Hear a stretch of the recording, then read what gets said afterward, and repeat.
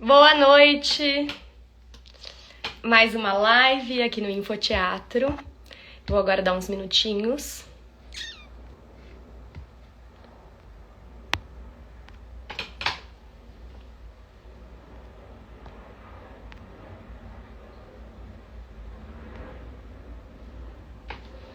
Oi, Oli! Edson. Oi, mãe.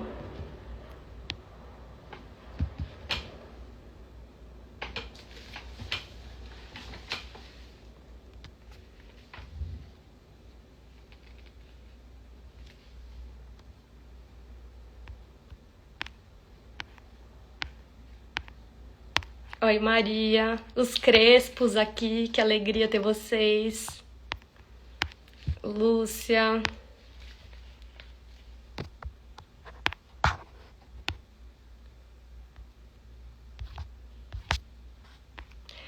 Bom, nosso convidado chegou, eu já vou começar porque temos muitas coisas para falar. Hoje eu vou conversar com o Eduardo Silva. Ele é ator, diretor, preparador de elenco, ele é biólogo também, a gente vai falar disso. Ele tem uma carreira hiper extensa, né, no audiovisual, no teatro, venceu diversos prêmios, APCA, Prêmio Shell. Ele participou do Castelo Rá-Tim-Bum, ele tinha uma personagem incrível no Castelo Rá-Tim-Bum. Então a gente vai tentar falar de todos esses trabalhos, dessa carreira hiper extensa. Então é isso, muitas coisas, é uma alegria. Vamos ver se foi. Eu aceitei aqui. Olá! Oi, tudo bom? Tudo e você? Tudo ótimo. Na correria deu tempo de chegar para dar entrevista. Queria Claro, é agradecer. uma alegria para mim ter você aqui. Assim, tô muito feliz que a gente conseguiu marcar, que você está aqui, que a gente vai ter esse papo. De verdade, é muito importante para mim. Não, eu queria agradecer a paciência que você teve, porque você conversou comigo lá no teatro há umas semanas atrás. Eu falei, eu não vou conseguir agora, gente. Aí você conseguiu esperar, eu estou bem feliz. Ai, que bom. Tô muito feliz também. Então, vamos iniciar nosso papo. Só para a gente iniciar nossa conversa e dar um pontapé inicial, eu queria perguntar o que o Moacir Franco tem a ver com a sua carreira. Eu não sei se travou, não sei se travou para mim ou para todo mundo. Oi, voltou? Voltou. Voltou. Natália, desculpe. O Moacir Franco, nossa, o Moacir Franco, ele foi uma pessoa que todas as vezes que eu estava sem trabalho, ele me arrumava trabalho. Na verdade, eu comecei, né? A primeira coisa que eu fiz, assim, eu tinha 6 anos de idade, foi no programa dele. Ele tinha um programa na Record, só com crianças. E aí me viram na rua com a minha madrinha. Minha madrinha era eu fui adotado pela minha madrinha, né? A minha mãe biológica Vilma, minha madrinha que me adotou, a dona Olga. Ela era uma matrona italiana e ela sempre me vestia de branco, então não tinha como não chamar atenção, né? Aquela mama com a mosquinha no leite. E aí o pessoal da produção do Moacir Franco me viu, perguntou para minha madrinha se deixaria eu participar do programa, aí ela falou que sim, e aí eu sempre tinha destaque nos programas dele, porque sempre eu estava cantando, ou ele me entrevistando, então sempre foi muito legal. Aí depois eu comecei a fazer publicidade, comecei a fazer novela, e às vezes eu cruzava com o Moacir, eu falava, você lembra de mim? Eu participei do seu programa quando eu era pequeno. Eu falava, o que você está fazendo? Eu falava, não estou fazendo nada. Moacir, não está fazendo nada? Tá, não estava, vem para o meu programa. Então, várias emissoras que ele tinha programa, ele sempre me chamava para trabalhar. É uma pessoa que sempre deu muita força, assim, sabe, para várias pessoas que estavam começando, porque quando você está bem, quando você está destacado, todo mundo quer te chamar, né? Uhum. Agora, quando você tá parado, sem trabalho e meio que no esquecimento, são poucas pessoas que te dão força, né? Então eu tenho um carinho muito grande pelo Moacir. Nossa, e isso iniciou muito cedo, né? Com 6 anos, assim, a gente pode dizer que aí já começa a sua carreira, né? No audiovisual. E uma coisa que eu ouvi você dizendo no Persona em Foco, que eu assisti o programa, e aliás, muito lindo, gente, vale a pena assistir. E é um programa muito especial, então realmente foi muito bonito. Eu Eu ouvi você segurei, dizendo que. eu segurei para não chorar o programa inteiro, no final não aguentei, comecei a chorar. E quando eu assisti aqui em casa, eu chorei de novo. Eu sou muito manteiga Eu derretida. vi você, toda vez que eles perguntavam alguma coisa, você fazia meio um. Você dava um Não, aí sempre. no terceiro bloco, desabei, não teve jeito. Não, foi muito emocionante. E lá eu ouvi você dizendo que desde criança você fala que você quer ser artista, né? E aí eu queria te perguntar se você lembra o que você imaginava na época que seria ser artista e se isso se concretizou na sua vida. Ah, sim. Deixa eu só dar um beijo para as pessoas aqui que eu tô vendo que estão assistindo aqui. Tem um monte de coisa. Máximo. Olha, esse rapaz, meu sobrinho querido, que é meu filhão, Smith, Juliano, um monte de gente em Belkers. Olha que legal. Um monte de gente assistindo aí, que legal. Honrado. Conrado. Então, eu acho assim, quando eu via, né, televisão, assistia televisão, eu pensava assim que eu queria estar lá. Eu não imaginava em teatro, não pensava fazer teatro, não me imaginaria sendo um ator de teatro. Eu queria ser artista, né? Na época, artista, eu queria fazer televisão. Quando eu via criança na televisão fazendo novela, eu falava para minha madrinha, eu quero fazer novela, eu quero fazer novela, eu quero fazer novela. Eu amolei muito minha madrinha, assim. E aí ela me levou... Por isso, na verdade, eu falo que minha carreira começou com 14 anos, porque dos 6 aos 14 foram uns trabalhos muito esporádicos, publicidade aqui, um filmezinho ali, mas dos 14 para cá eu não parei mais. Tanto que eu estou agora esse ano completando 45 anos de carreira, porque eu fiz 59 de idade, estou 45 anos de carreira, linda, né, bem? E aí eu fiz, e aí eu queria ser artista. E aí minha madrinha me levou numa agência de publicidade, que um amigo dela me indicou. Eu tinha uns 11 anos, fiz umas publicidades, umas 3 publicidades. E aí com 14 anos que eu comecei mesmo, né? Aí com 16 anos eu comecei a fazer teatro, e aí que eu fui entender a importância do teatro, e que fui entender como que o teatro dá para o ator, como que o teatro ensina para o ator. Não que exclusivamente o teatro, porque tem atores e atrizes que nunca fizeram teatro, só fizeram televisão ou só fizeram cinema e são super bons em televisão e cinema, mesmo sem ter feito teatro. Eu não estou falando que exclusivamente é o teatro que acaba te formando, te ensinando, mas no meu caso, e no caso de grande parte das pessoas que eu conheço, é o teatro que te dá o caminho das pedras. Tem atores e atrizes de teatro que são maravilhosos em teatro, e quando vai para televisão, para o cinema, acaba ficando exagerado, porque não domina meio que a linguagem, né? Então, acho que assim, mas eu aprendi mesmo, eu estou aprendendo no dia a dia do fazer teatral, né? E quando que foi o momento, qual que foi a sua primeira peça? Quando que você passou, né, do audiovisual para o teatro, propriamente? Então, eu fiz uma novela na SBT, e aí em 78, aí em 79 eu ia fazer uma novela na Tupi, que a Tupi aqui estava super badalada. Eu ia fazer uma novela na Tupi, chamava... era o Drácula, com super elenco, Rubens de Falco, Bruna Lombardi, o Richelli era o trio central, e tinha um super elenco, Clay Diácones, era um elenco muito bom. Aí a Tupi faliu, e essa novela foi para Bandeirantes com um outro nome, mas com o mesmo elenco, mas aí tiraram minha personagem. Eu fiquei super mal, mas aí me chamaram para fazer Meu Pé de Laranja Lima, que foi maravilhoso, para mim foi até melhor eu ter feito Meu Pé de Laranja Lima.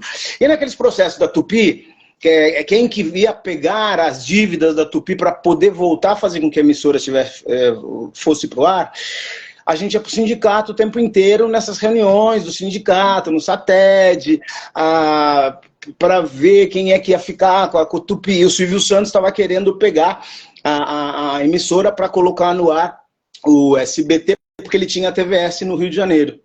Então ele queria pegar as dívidas da Tupi. Nesse vai e volta do teatro, do SATED, um dia eu estou saindo de lá e eu vejo lá escrito: precisa de ator para fazer uma peça de teatro, aparecer no Teatro das Nações. Eu falei assim, deixa eu ir lá, né? Nunca fiz teatro, deixa eu ir lá ver, né? Fui fazer. Aí fui, fiz teste, passei.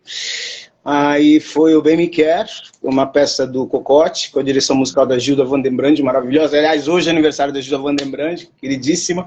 Depois fiz várias peças com a Gilda Vandenbrand, fazendo direção musical. Fiz umas 5, 6 peças com a Gilda, maravilhosa.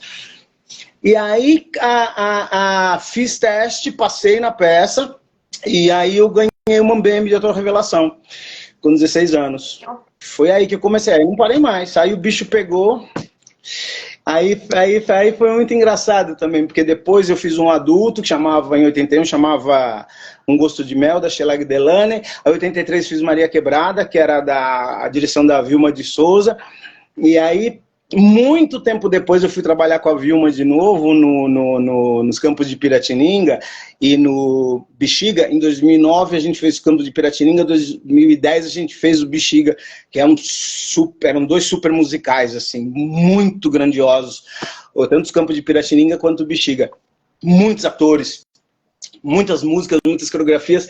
E aí, imagina, eu fiz... A primeira peça que a Vilma me dirigiu foi em 83. Quando foi 2009, 2010, a Vilma me encontrou, a gente se contracenava, né? Ela falava assim, Eduardo, você virou bicho de teatro, né? Depois passou pelas nossas mãos, você era menininho de televisão, você virou bicho de teatro. Né? Vilma, virei bicho de teatro, depois passei pelas mãos de vocês. É isso, o bicho picou e aí não tem jeito. Aí não tem jeito. Exatamente. Você não sabe mais o que fazer a não ser isso, né? Sabe fazer, mas e é muito louco, porque assim, essa coisa da instabilidade é muito complicado. Você falou que eu sou biólogo também, né? Eu fazia biologia, dei aula de biologia há quase 20 anos, as pessoas viravam para mim e falavam assim, por que você foi fazer biologia? Por que você foi dar aula? Eu falava assim, porque teatro não dá dinheiro, né? Aí a pessoa falou assim, você foi dar aula? Já que uma não dava grana, podia escolher uma outra que desse, né? Nasceu para não ganhar dinheiro mesmo, ó. Mas, exatamente. Eu fiz direito, né? Só que foi um plano B que realmente, assim, não vingou. E também é muito difícil, né? Ter um plano B como direito e não continuar na profissão. E, um dia eu decidi ir lá e trabalhar com isso, né? E aí eu tô fazendo licenciatura. E aí eu me peguei um pouco nisso, assim, de tipo, licenciatura para poder ganhar dinheiro. Tem muitos ator, muita atriz que dá aula, né? Para ter um fixo, né? É complicado essa coisa. Você trabalha 2, 3 meses e fica 6 meses sem trabalhar. Aí você trabalha mais 2, 3 meses, fica 5, 6 meses, 1 ano sem trabalhar. É muito instável, né? É muito instável essa profissão. Exato. E em relação aos momentos que você deu aula, você parou de fazer o teatro ou o audiovisual? Não, eu dava aula junto com a faculdade, junto com TV, junto com o infantil, com o adulto, loucura. Porque, na verdade, a vida inteira eu falei que eu queria fazer medicina. Mas se eu pensei assim, se eu fizer medicina, não vai dar para levar paralelo com a atuação. Porque quando eu comecei a atuar, né, que eu considero minha carreira começou aos 14 anos, quando eu tinha 18, 19 anos que eu fui prestar vestibular, eu falei, eu não vou fazer medicina. E aí eu poderia fazer milhões de coisas, né? Além de atuar. Eu gosto de bicho, podia fazer veterinária, eu gosto de dar conselho, de analisar os problemas do outro, podia fazer psicologia. Eu entendia muita física, a química, matemática, né? Meu raciocínio para humanas sempre foi muito complicado. O Tico e o Teco para humanas nunca tive raciocínio lógico. Meu raciocínio lógico sempre foi para exatas biológicas. Então, eu podia fazer, sei lá, educação física, que eu sempre fiz atividade física. Então, sei lá, tinha um monte de coisa. Aí, eu resolvi fazer biologia, porque biologia eu ia ver um pouco de veterinária, um pouco de anatomia, fisiologia animal, anatomia, fisiologia humana, sistema nervoso. Biologia você estuda desde da bactéria, do vírus até o ecossistema. E biologia não era moda, como virou moda agora nos últimos anos, né? Nos últimos 10, 15 anos, a biologia deu um boom, né? Só que aí o que aconteceu? Biologia era integral também, como medicina, só que medicina são 6 anos, biologia são 4. E aí ferrou, porque como é que eu vou fazer uma faculdade integral se você não tem família que me banque? Né? Então, a medicina são 6 anos e a biologia são 4. E aí, eu comecei a dar aula de biologia, e aí eu fui fazendo menos matérias por semestre, aí parei 2 vezes para fazer novela. Quando eu fiz o Jerônimo, em 84, a gente fez Viajando. Depois, em 91, a gente fez, quando eu fiz Ana Raiz e Trovão, na extinta Manchete também, a gente viajou. E aí eu tranquei a faculdade 2 vezes, a sorte que eu não pagava, né? Porque senão eu já teria sido, sei lá, expulso. Mas mesmo assim, mesmo na cidade universitária, você não pode ficar espichando os cursos ad eternum. Você tem o dobro do tempo para se formar, menos 1 ano. Né? Então, assim, a fórmula que você tem, que eles te dão logo quando você se inscreve, é assim, é 2N menos 1. N é o número de anos que você cursaria. Uhum. Então, o N seriam 4 anos. 2N seriam 8, menos 1 daria 7. Eu teria 7 anos para me formar, eu demorei 9 anos para me formar. Quase fui jubilado da faculdade. E aí eu dava aula, dava umas 20, 30 aulas por semana, mas quando eu não dava aula, fazia as matérias na faculdade, mas... e sempre fiz infantil, adulto junto, uma loucura. Sempre dormi 3, 4 horas por dia. Nesses 9 anos, tipo, você eu imagino que sim, mas queria saber se você em algum momento pensou em parar a faculdade, né? Em não terminar. Muitas vezes. Eu estava abrindo minhoca, analisando o sistema digestivo de minhoca. Falei, o que eu estou fazendo? Meu Deus do céu! Eu adoro biologia, eu gosto muito de biologia. Mas eu falava assim, eu já estava com vários prêmios de teatro, eu falava assim, eu nunca estudei canto, eu nunca estudei dança, eu nunca estudei canto, eu nunca estudei dança. E eu já tive, nossa, eu fiquei de 80 até 2001 ganhando prêmio quase todos os anos. O tempo que eu estou aqui, se eu investisse na minha formação como ator, onde que eu estaria, talvez? Mas eu sei que não é, a gente sabe, tem milhões de atores muito bons e que não têm estabilidade. Milhões de atores e atrizes muito bons, muito boas e não tem estabilidade. Não tem. É horrível, né? É horrível. É isso mesmo, então. Que bom que você concluiu. E tem alguma coisa que a biologia te deu para o teatro? Você consegue pensar nisso, assim? Alguma coisa que tenha a ver? Olha, uma coisa que as pessoas sempre perguntam é o que biologia tem a ver com arte, né? Eu falo que a arte, ela retrata a vida e a biologia é um estudo da vida. Então, quando eu dava aula, primeira aula eu falava assim, o que o vestibular vai perguntar para você não é o que menos importa.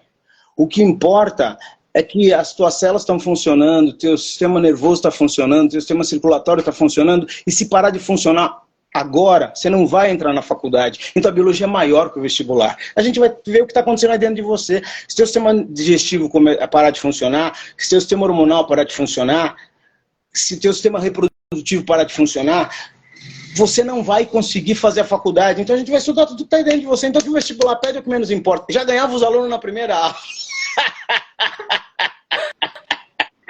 É o ator ali conseguindo pegar seu público. É isso, né? É isso. A biologia é vida, né? Bio é vida. É biologos, né? Logos é estudo de vida. Quer dizer, poxa vida, é isso, é estudo de vida. É maravilhoso, maravilhoso. Eu gosto muito de biologia. O problema é que eu tinha que dar 20, 30 aulas por semana para sustentar a família, entendeu? Hoje, se eu voltasse a dar aula, eu daria meia dúzia de aulas só para ter um mínimo de grana para pagar as contas básicas, entendeu? Condomínio, luz, telefone, não sei o quê, comida, pronto, eu daria meia dúzia de aulas para poder, mas como eu tinha minha madrinha, meu sobrinho, meu irmão, tinha um monte de gente para eu segurar a onda, então eu tinha que dar 20, 30 aulas por semana, além das atividades como ator, entendeu? Então foi bem puxado, eu dei aula há 16 anos. Eu dei aula há 16 anos, dei aula de 85 até 2001. Nossa. Meu Deus, tipo, eu não sei como você fez. Nem eu sei. E o que você poderia, voltando ao teatro, né, agora, O que que mudou desde que você começou até os dias de hoje? Você vê mudanças, assim, tanto positivas quanto negativas? Ai, meu Deus do céu. Deixa eu começar pelas negativas. As negativas são assim, né? Alguém sempre quando eu falava na minha época, alguém falou para mim, fala assim, para de falar na sua época é hoje, né? Sua época é hoje. Então, assim, antigamente a gente pedia patrocínio para montar o espetáculo e aí a peça por si só ela ia se pagando, né? Então você pedia uma grana, né, para montar cenário, figurino, trilha, não sei o que, cenógrafo, figurinista, blá, blá, blá, blá, blá, blá, e aí a peça mesmo ia se pagando. E aí, por quê? Porque a gente fazia 7 sessões por semana. Eu não peguei a fase de fazer 9 sessões por semana. O pessoal que é da minha geração anterior à minha, fazia sessões às terças, às quartas, 2 sessões às quintas, às sextas, 2 sessões aos sábados, 2 aos domingos. Eram 9 sessões na semana. Essa fase eu não peguei, mas eu peguei muitos anos de fazer peça de quarta a domingo, 2 sessões sábado e 2 sessões domingo. Eram 7 sessões por semana, aí a peça se pagava. Você colocava 300, 400, 500 pessoas no teatro, 7 sessões por semana, a peça se pagava. Hoje, você faz 2 sessões por semana. Por mais que você lote o teatro, a peça não se paga. Então você tem que colocar um salário para o elenco durante os ensaios e um salário também durante 1, 2 meses de temporada.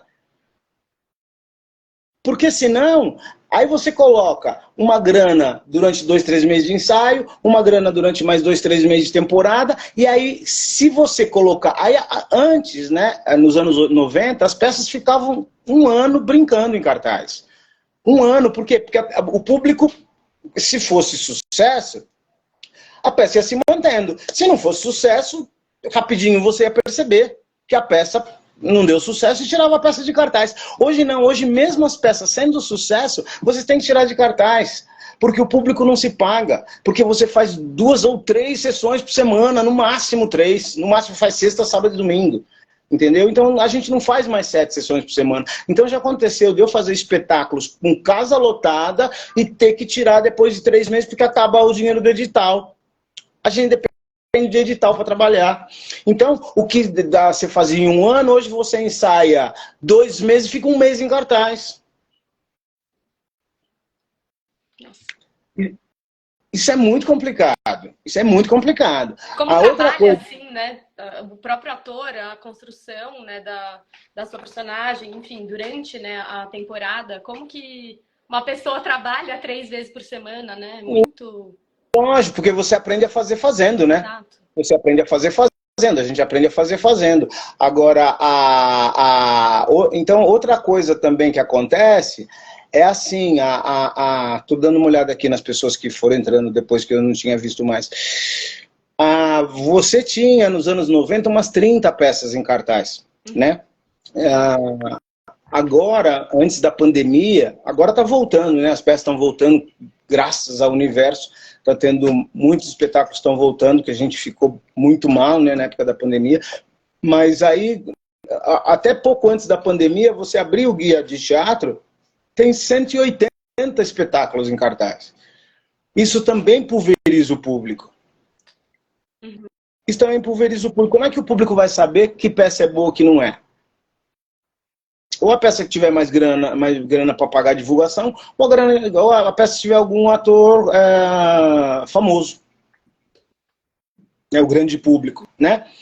Nos anos 90, você tinha menos peça, era mais fácil do público que vai ao teatro escolher as peças. E no boca a boca pegava muito as peças, independente de você ter grana para divulgar ou não. O que é bom, aqui não tinha nos anos 90, a quantidade de grupos de teatro negro que não tinha nessa época, a quantidade hoje tem uma quantidade de profissionais negros em cena que não tinha também, independente de serem grupos negros ou não, independente de ser o Coletivo Negro ou os Crespos, que você falou que eles estão aí, que eu que fiz a direção do Sidney Santiago para entrar na Escola de Arte Dramática, eu sempre falo do Sidney, ou o Clariô, né, da Naruna, da Martinha, da Ana Luana, ou o Coletivo Negro do Gé. Então você tem vários grupos, o Bonde, né, que está ganhando um monte de prêmio aí, do Johnny Salaber, da Marina, do Ailton. Então você tem vários grupos negros, que isso é uma coisa muito legal, em grande quantidade e com espetáculos muito bons e sendo premiados e sendo vistos, né? Isso é muito legal. Eu vi agora, o mês passado, uma peça no Centro Cultural São Paulo, uma adaptação do Otelo, com 3 atores negros, um amigo meu, né, estava em cena, o Carlos Denigro, que eu conheço o Acide lá, da época da Turma do Gueto, quando eu conheci o Sidney Santiago, e assim, no Centro Cultural, lotando. Fui ver agora o Iron, né, com muitos atores negros, a Letícia Soares no elenco, a Tobias, o ator que faz o Iron. Então, assim, você tem, independente de serem grupos negros, você tem atores e atrizes negros trabalhando em projetos. Eu fiz o Cartola, né, que foi o primeiro da trilogia que o Jô Santana montou.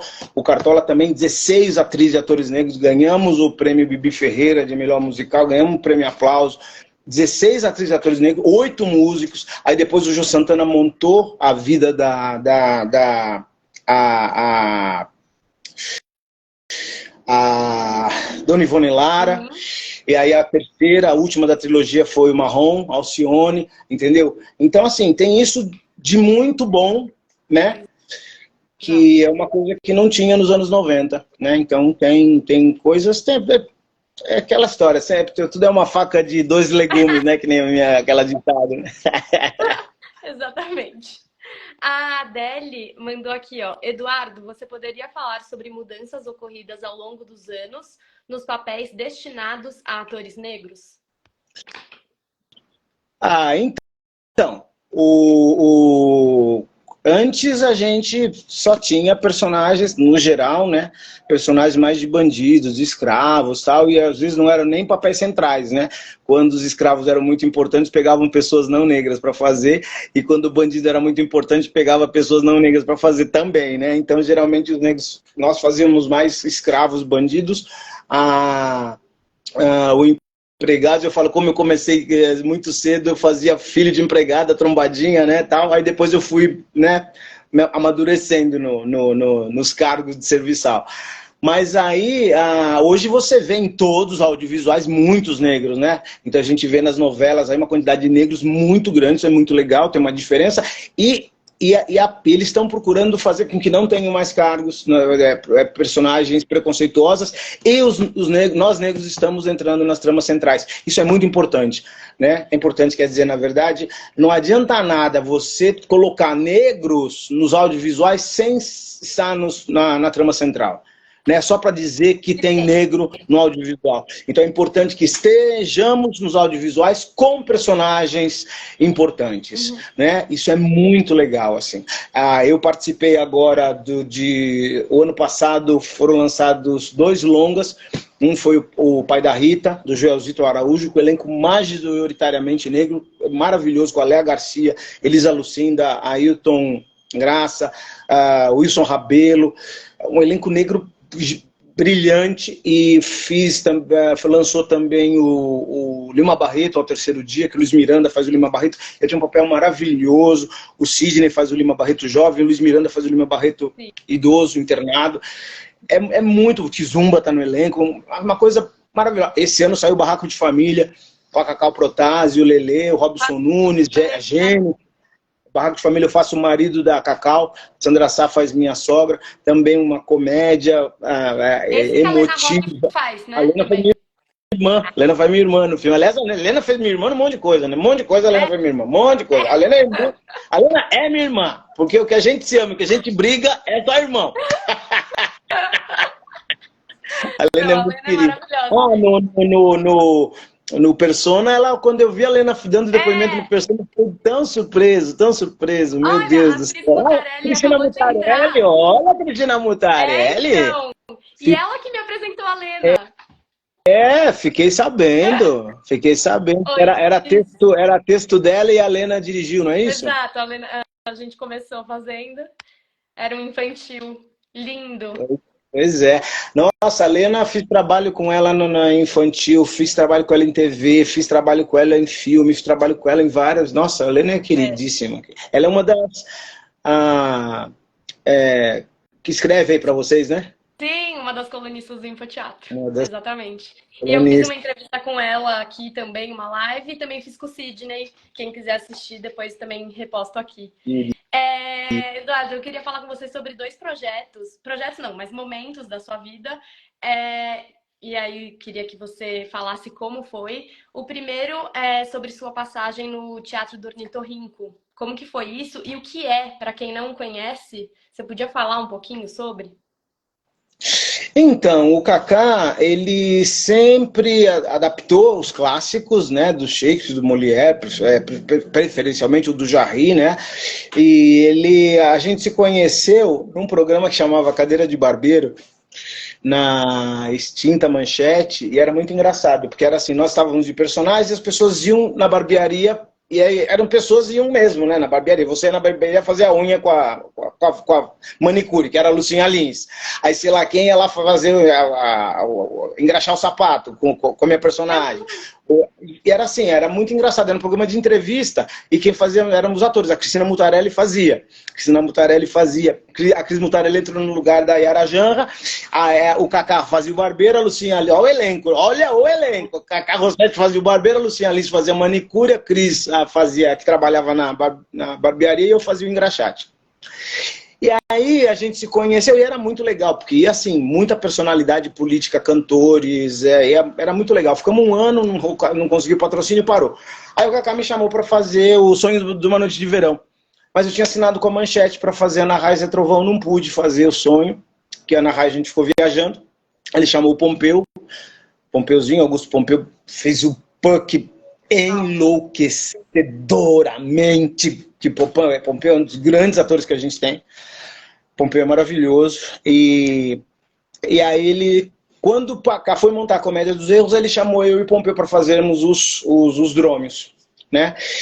E aí, depois, na remontagem do Bull, ele me chamou para fazer os papéis de Chiquinho Brandão. Aí depois, quando ele montou o Avarento, foi no SESI, ele me chamou também para fazer. Depois, quando montou o Escapino, ele me chamou para fazer o Escapino. Então, o Kaká começou sempre a me chamar para as peças dele. E é uma coisa que eu sempre comento, né? É assim, na época, as pessoas falavam assim, puxa vida, o Kaká só te dá papel de empregado para você fazer. Eu peguei e falei assim, pois é, mas são empregados que são protagonistas. O Escapino, ele é o empregado, mas ele é o protagonista da peça do Molière. Uhum. A peça se chama O Escapino. Eu não saía de cena, eu trocava 3 vezes de camisa. Era um elenco inteiro que passava por mim, o Escapino que articula tudo para que os patrões consigam ficar bem com seus amores, entendeu? Então, assim, era um personagem maravilhoso. Os dois escravos, o escravo que eu fazia na Comédia dos Erros, que são os Antífolos e os Dromes, eu fazia um dos Dromes, era um escravo que me deu o Molière, que é um prêmio super difícil de ganhar, né? Quer dizer, o Paulo Autran ganhou 9 prêmios Mulher, o Raul Cortez ganhou 7 prêmios Mulher. Eu ganhei um. Ué. Nossa, mas isso é... Então, ganhei o Mulher, ganhei o Shell, ganhei o PCA com a Comédia dos Erros, o prêmio Shell, que é um prêmio super difícil de ganhar. O Cleiton agora ganhou, né? Tem outros mais 3, o Luiz Miranda que ganhou, tem mais outros 2 atores que ganharam o prêmio Shell também. Então, negros, né? Então, tem isso, né? Quer dizer, o Kaká ele me chama por fazer os papéis, porque ele tem confiança que eu vou fazer bem personagens que são difíceis e que são grandiosos. O Kaká já fazia nos anos 90 de dar papéis centrais e papéis de protagonismo para negros, os papéis que o Chiquinho Brandão fazia no Bull era o quê? Era o Girão, que tinha um solo com a rainha, com a mãe Ubu, que eu era empregado, mas eu fazia um Kizar, eu fazia um príncipe Bugrelau, eu fazia vários personagens no Bu, que eram personagens muito bons, mas as pessoas na época sempre tem aquelas críticas, né? O cara só te chama pra fazer empregado. Eu falei assim, poxa vida, que coisa, né? Sim. Não, e imagina as montagens, infelizmente Não assisti Nossa, nenhuma, mas imagino que é, deve é ser. a última montagem que a gente fez grandiosa foi a Megera Domada, Nossa. que ele fazia o Petrúquio, que domava a Megera, que era a Cristiane Trisserra, era uma mega produção no Sérgio Cardoso, uma mega, muita gente. Ele sempre usou circo com as peças. Nossa, o Cacá, ele teve uma sacada de trazer o público para o teatro, trazendo o circo. Sempre mulheres lindíssimas em cena, sempre mulheres lindíssimas. Nossa, eu vejo o livro dos 30 anos do Ornitorrinco, as peças que ele fez, assim, nossa, no Sonho de uma Noite de Verão tinha uma cena de um lago das deusas, as ninfas tomando banho, sabe assim, no lago. Ele sempre teve mulheres, muito circo, muito circo. Ele tinha como, ele sabia levar público para o teatro, sabe assim, as pessoas iam ver clássicos e eram atraídos pela beleza das mulheres, pela qualidade do elenco e pela quantidade circense. Ele tem uma maestria. Ele tem, né? Tinha não, ele tem uma maestria muito maravilhosa. Foi uma pena que ele parou de fazer essas grandes produções. Mas é isso, a Megera Domada. Quando ele foi tirar de cartaz, que a gente estava no Sérgio Cardoso, eu cheguei para ele e falei assim, Cacá, por que vai tirar de cartaz? Ele falou assim, Eduardo, porque tá com casa lotada, mas o patrocínio vai acabar. Ai, difícil. Difícil. Aliás, eu preciso ver o Frida Kahlo, se não acabou, a Cris Trisserra está fazendo o Frida Kahlo no Sérgio Cardoso, e acho que foi ele que dirigiu. Eu preciso assistir, que eu não vi ainda. Sim. É, eu também não assisti, mas isso, né, realmente, desse tempo, né, que as produções hoje ficam em cartaz, você acha que isso pode mudar e como a gente faria para mudar esse cenário, assim? Porque, né, muitas pessoas que eu entrevisto aqui sempre trazem essa questão. Ah, travou de novo. Aí não sei se travou para todo mundo. Travou para vocês, gente, ou só para mim? Voltou, acho. Voltou. Não, fica. Às vezes demorou tanto para dar essa entrevista. Às vezes eu estou dando aula terça e quarta à noite, toda terça eu dou aula, todas as quartas-feiras, ou eu dou, eu tenho aula. E às vezes cai aqui tudo e me fica um desespero.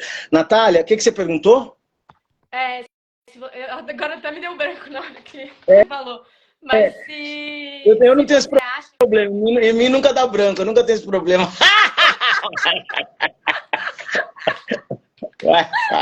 Não, perfeito. Eu perguntei se você acha que essa questão, né, dos tempos que as produções ficam em cartaz hoje, se você acha que esse cenário pode mudar e como a gente poderia fazer com que isso. Eu acho sim, porque, por exemplo, a gente tem algumas peças que, por exemplo, o Léo Stefanini, né? Ele dirigiu o pai, dirigiu o pai, a peça chama O Pai, e ele dirigiu o pai dele, que é o Fulvio, só é o Fulvio Stefanini. E aí, é uma peça assim, que fez sucesso, aí tiraram de cartaz. Aí, quando eles sentem que dá para voltar com a peça, eles voltam com a peça mais um tempinho, acho que dependendo da bilheteria, pagam um teatro, faz uma divulgação, aí o tempo que eles voltam, a peça é sucesso de novo, aí tira de cartaz e volta com a peça de novo. Agora, há pouco tempo, eu vi que eles tinham voltado novamente com o pai. Mas é isso, você tem que arriscar, mas se você não arriscar, você vai ficar independência de editar o tempo inteiro. Então, na verdade, é muito complicado. A gente ficava um ano fazendo espetáculo. Agora, durante um ano, para você estar trabalhando o ano inteiro, você tem que fazer 5 peças. É complicado, né? É muito complicado. É muito complicado. Sim. Não, e acho também que a classe artística, assim, dizendo, tem que começar a se articular e conversar sobre isso, né, cada vez mais. E ver como a gente pode, de alguma forma, alterar essa realidade, né? E não esperar que alguém altere, né? O bom dos editais é que você dá para colocar preço popular ou então fazer contrapartida, e isso é uma forma de tentar levar mais público ao teatro. Por outro lado, se você... É muito engraçado, porque assim, aluguel de teatro é muito caro. Não é que é caro, né? Não é que é caro, mas se você pega um teatro médio, que é R$ 1.000 a diária, né? Aí se você deixa em cartaz 4 vezes na semana, Dá 16 mil só de aluguel de teatro. Aí se você cobra R$100 a entrada, ninguém vai. Ninguém vai. E R$100 não é uma entrada cara. É que grande parte da população não consegue pagar. Uhum. Aí se você tem um edital, você consegue colocar o preço mais em conta, e aí é uma forma de tentar levar mais público. Mas aí se eu abaixo o preço do ingresso, se eu coloco o ingresso a 20, R$30, eu não tiro nada para mim. Então eu tenho que tirar meu salário do edital, porque senão eu vou estar trabalhando de graça. É bem complexo. É uma equação que não se fecha, né? É complicado, é bem complicado. Mas a gente está aí, né? Vamos continuar. A gente faz a roda rodar, né? Que nem o Fábio Saltino fala. A gente faz a roda rodar. Quando a roda está em cima, a gente tem que fazer ela rodar bem devagarinho. Quando a roda está embaixo, a gente tem que faça rápido, né? O Fábio Saltino sempre fala isso. Bom, vamos falar de coisa boa de novo. Eu queria te perguntar o outro projeto, né, que eu tinha falado, é que você realizou o sonho de qualquer criança, né, da década de 90, início dos anos 2000, que foi estar no Castelo Rá-Tim-Bum, né? Você poderia falar sobre a sua personagem e como foi essa experiência? Como que era o Castelo Rá-Tim-Bum por dentro? Era maravilhoso, era maravilhoso. A cada dia de gravação eu descobri uma coisa diferente no cenário, era uma coisa assim, a cultura nunca menosprezou a capacidade da criança, e a cultura sempre foi a única emissora, eu sempre falo assim em todas as entrevistas, a única emissora que tinha vários programas infantis e infanto-juvenis para faixas etárias diferentes. Então, nenhuma emissora nunca fez isso, né? De você ter programas para crianças pequenininhas, para crianças um pouco maiores, para criança maiorzinha, para pré-adolescentes. Então, você tinha o Gloob Gloob, o Cocoricó, tinha o X-Tudo, o Bambalalão, o Rá-Tim-Bum, depois o Castelo Rá-Tim-Bum. Nossa, era um leque de programas e isso sempre foi muito maravilhoso. E quando pintou o Castelo, acho que a gente imagina, né? Karl Hamburger e Flávio de Souza, imagina, os caras. E um elenco daqueles, né? Rose Campos, Sérgio Mamberti, Patrícia Gaspar, Angela Dipp, Pascoal da Conceição. Era uma coisa assim, que é estupenda, né? Estupenda. Então foi um presente, assim. Só que a gente acabou não gravando muito, porque na verdade foram 90 episódios que eles estão aí, né, há 30 anos reprisando. Agora parou de passar na televisão, mas está passando na TV Rá-Tim-Bum ainda, e todo mundo encontra no YouTube. Mas na verdade, o que a produção fez? E óbvio que a produção ia fazer isso. As crianças, a gente, tudo burro velho, a gente continua chamando de criança. A Cíntia teve filho agora, o Fredinho tem filho, tudo barbado, os meninos, a gente continua chamando de criança. As crianças gravavam todos os dias. E o Cássio, as crianças gravavam todos os dias. Então, por exemplo,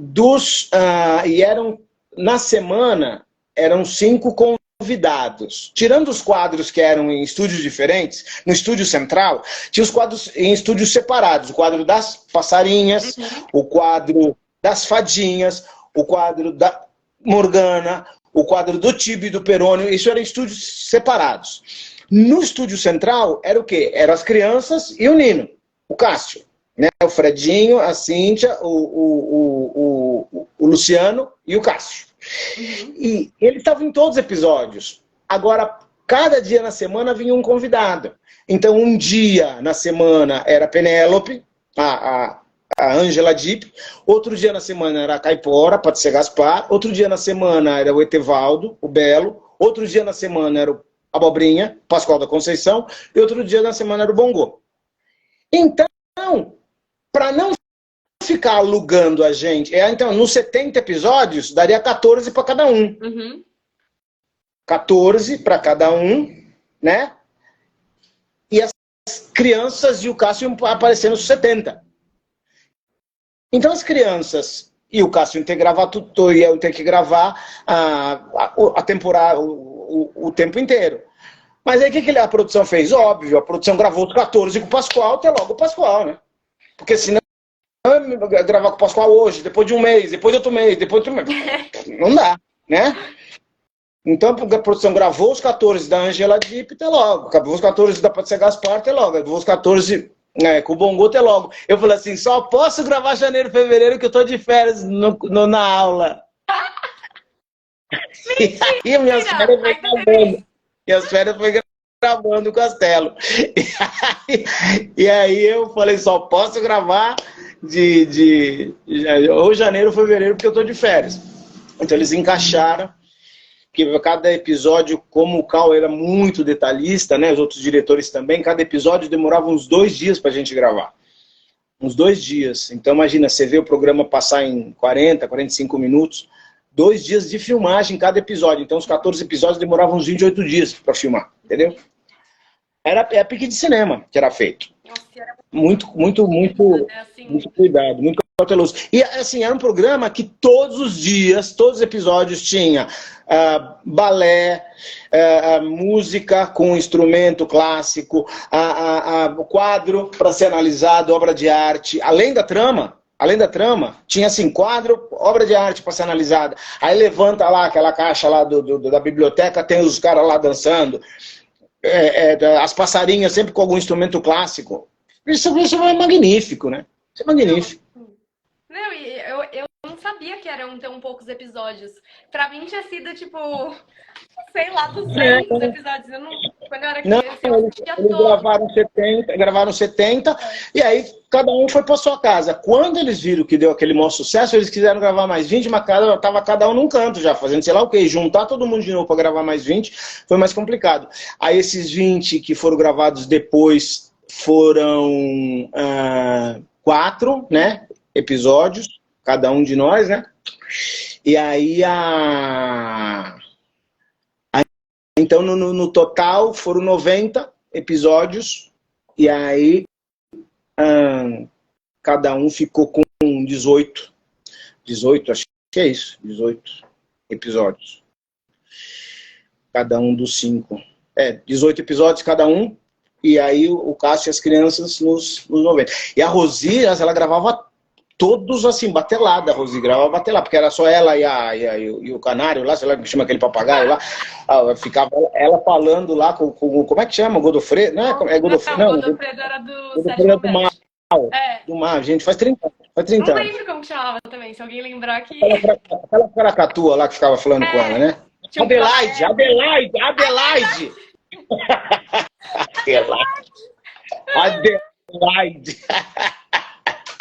Os bonequeiros eram maravilhosos. Porque, você dá vida pra um bando de estopa. Não. Os bonecos do Jesus, né? Os bonecos do Jesus, que é um mago dos bonecos. Agora, também não adianta nada você ter um boneco bem feito se o manipulador não for bom. O mesmo ator que fazia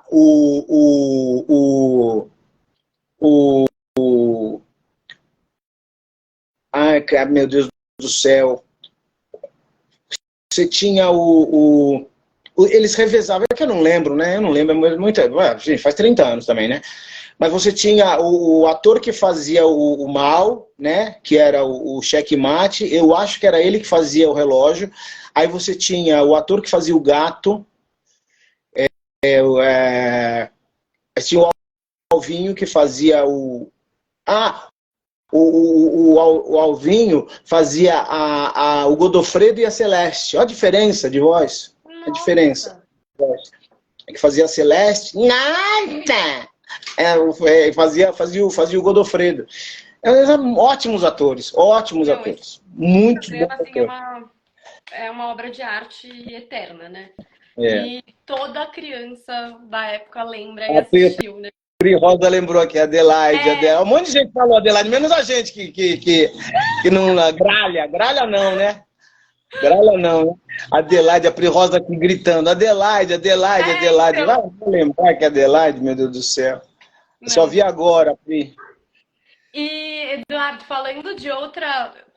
nosso tempo tá acabando, né? Então vou correr aqui nas minhas perguntas. Mas eu queria falar com você um pouco sobre a preparação de elenco, né? Que você é preparador de elenco. Eu queria que você contasse o que é esse trabalho, né? Muitas pessoas têm uma ideia um pouco errada também do que seja, né? Um preparador de elenco. E, enfim, queria que você falasse isso e depois eu continuo. Então, agora está tendo um espaço maior para preparador de elenco, porque assim, às vezes, os diretores de cinema, eles sabem tirar do ator aquilo que ele está querendo, porque o diretor de cinema, geralmente o diretor é o roteirista, né? Uhum.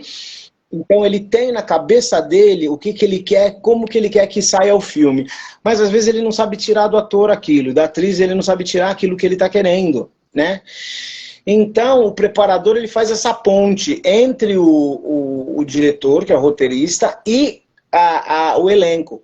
Então, tem exercícios, tem técnicas, tal, que você faz com que o elenco vá rendendo conforme o diretor quer.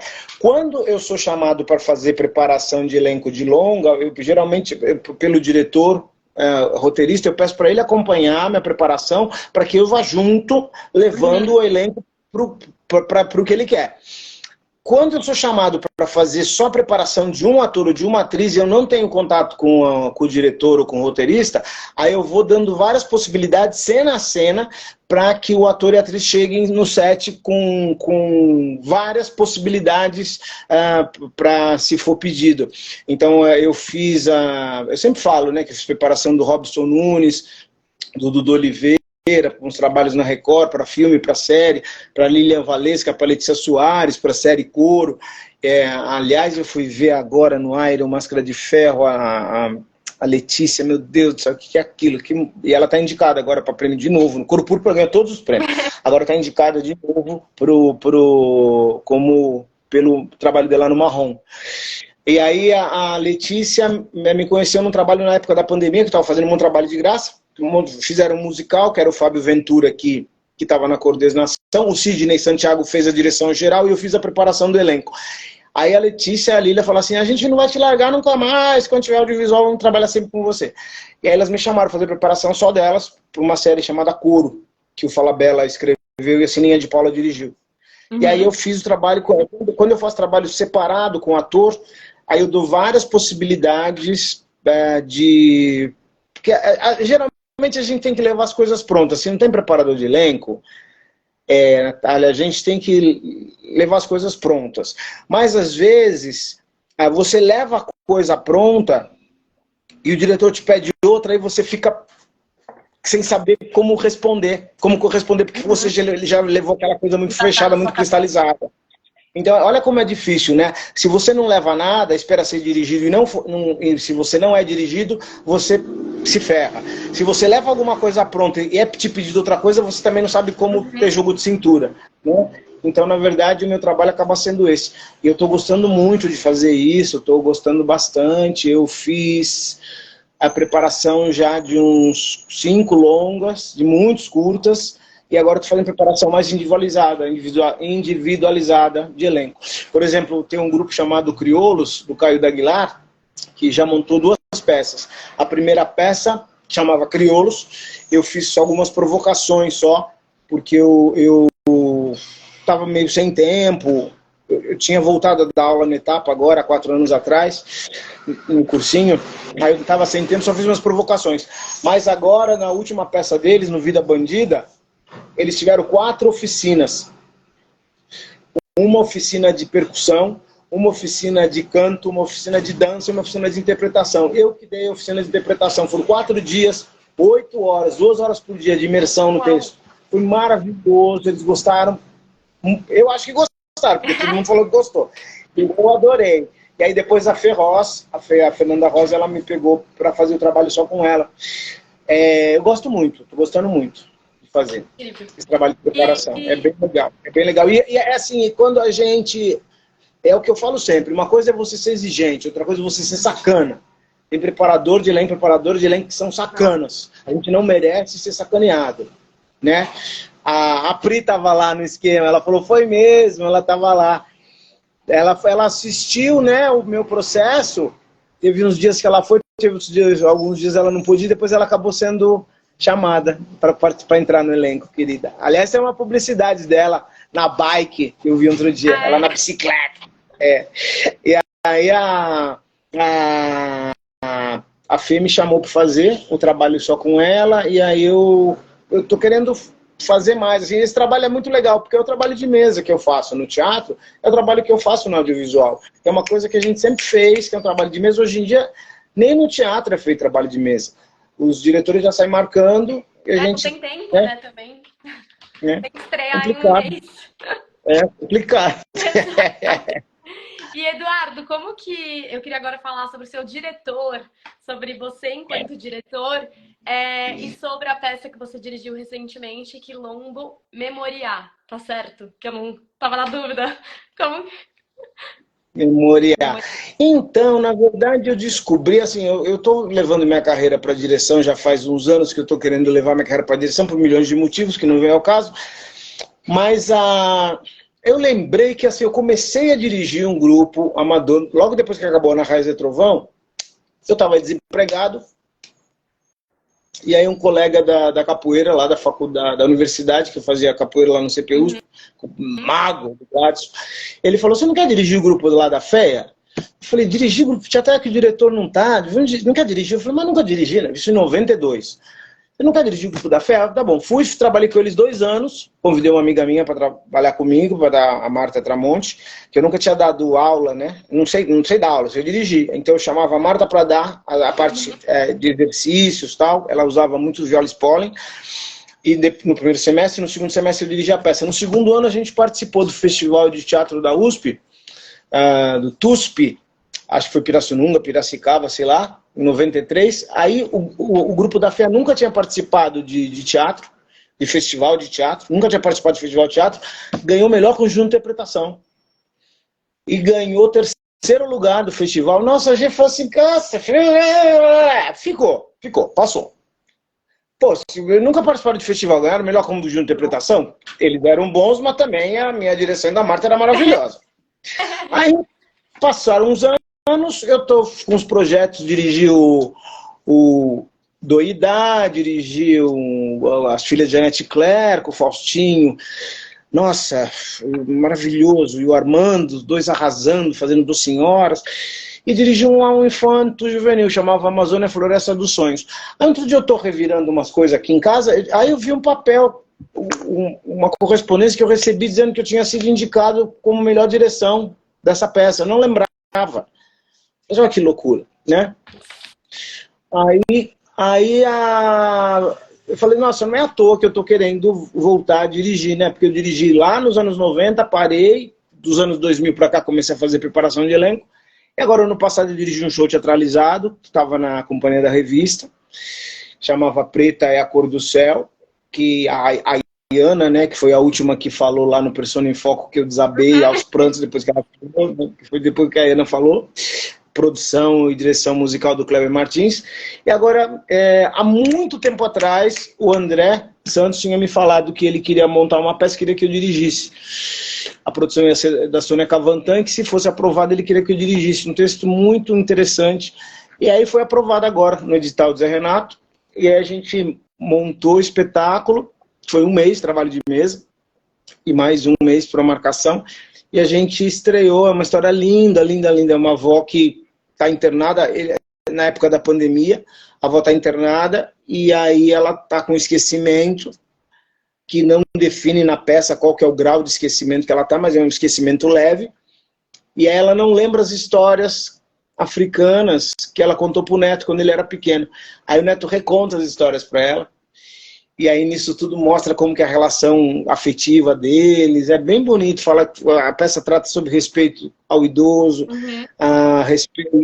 fala sobre afeto, sobre ternura. Muita gente vê esse título, né, Quilombo Memorial, e vê o flyer, né, divulgação, fala assim, acho que eu vou ver uma peça ficar falando da coisa panfletária, falando de racismo, falando sei lá do que, e não é, né, a peça fala sobre afeto, a peça fala sobre afeto.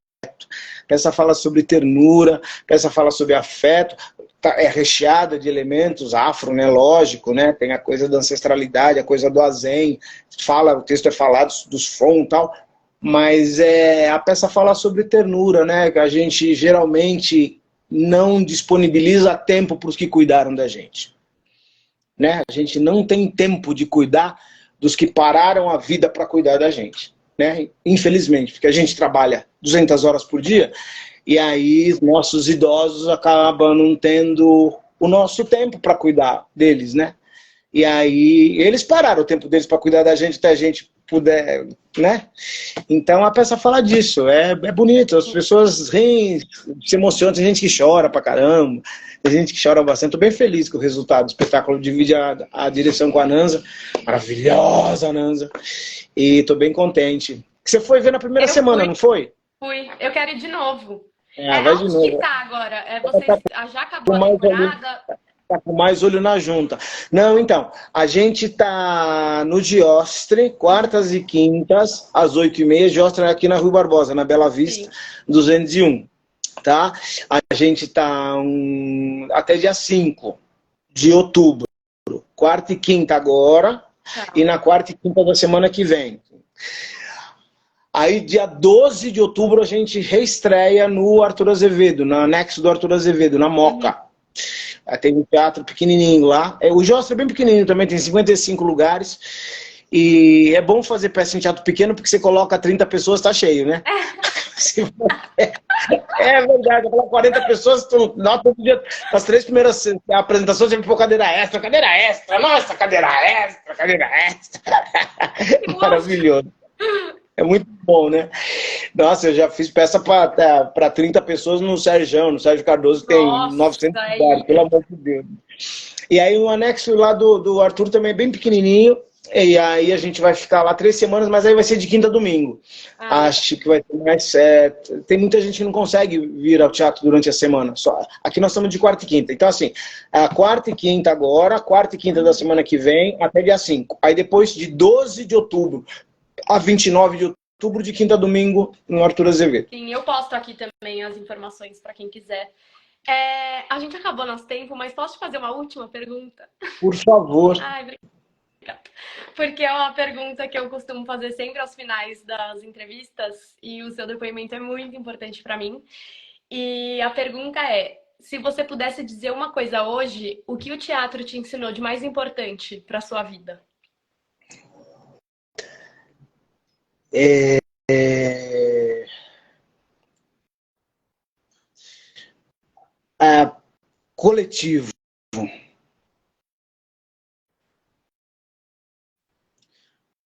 Coletivo.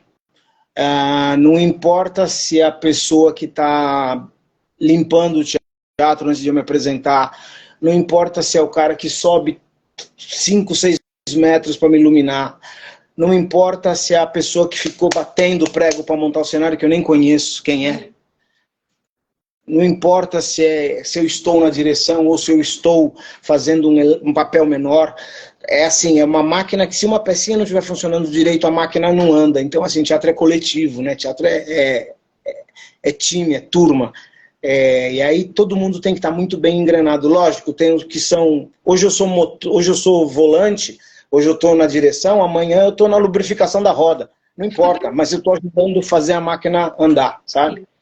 É isso, o teatro é coletivo. Ai, que lindo. Bom, obrigada, queria te agradecer muito e dizer que, né, além da sua carreira maravilhosa, 45 anos de carreira, você é uma pessoa, assim, iluminada, que traz alegria, sabe? Você me inspirou muito ao longo da nossa entrevista, até essa coisa de fazer tanta coisa, né, e ter uma carreira tão linda e ter essa paciência. Enfim, eu queria te agradecer de verdade, foi muito inspirador. Eu queria te dar os parabéns também pela iniciativa que você teve aí da sua página. Eu dei uma olhada na entrevista que o Atílio fez com você. Também gostei bastante das coisas que você disse, que as pessoas te procuravam, te dando para dar dica, né? Falou assim, meu Deus, vou abrir uma página. Muito bom, Vlad, que legal. Mas é isso, às vezes as pessoas, é isso, essa sacação que você teve, essa sacada que você teve, é uma coisa que as pessoas não têm. As pessoas começam a te dar sinais, o universo te dá sinais de alguns caminhos que você pode seguir, e eu enxergo se eu quiser, ou se eu tiver capacidade de enxergar. O universo, Deus é uma imagem muito de um velhinho, né? Não é essa imagem. Deus cósmico te dá sinais. de onde você pode ou não pode, onde você deve ou não deve seguir. Eu tenho que estar aberto para esses sinais. E você estava aberta. E como está sendo útil, né, essa tua iniciativa, nessa tua página? Parabéns, viu, querida? Parabéns. Obrigada mesmo. Quem quiser entrar no site é infoteatro.com.br, né? Tem o guia de peças. Inclusive o Quilombo, quem quiser saber as informações. E também quem puder seguir aqui o Infoteatro, seguir o Eduardo. Sério, obrigada de verdade. Muito, amei conversar com você. Eu que amei. Obrigado, querida. Ainda bem que deu certo. Ainda bem que deu certo. Beijo, até mais. Beijo. Estou te esperando lá de novo, tá? Fechado. Beijão. Tchau, Tchau. boa noite. Tchau, gente.